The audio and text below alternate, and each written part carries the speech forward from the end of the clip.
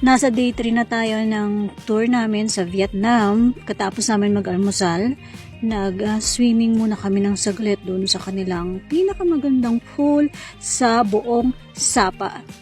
So, nag-check out kami at nag-alpine coaster kami na which is very thrill at napaka-enjoyable nito. 2 beses pa kami nag-rides niya.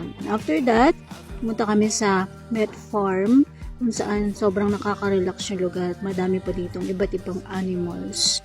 Romantic to. Huwag niyong kalimutan puntahan to pag pumunta kayo sa Sapa, Vietnam. Nung bandang hapon na naglakad-lakad kami dun sa Sapa Lake na sobrang magical dahil merong fog yung taas ng langit at meron din fog yung taas ng lawa. Purong-puno ng bulaklak at wala akong masabi kundi amazing talaga. Sobra ako namangha dito sa Sapa Lake na to. After ng buong araw na to, bumili lang kami ng souvenir at nag-sleeper bus na papuntang Hanoi.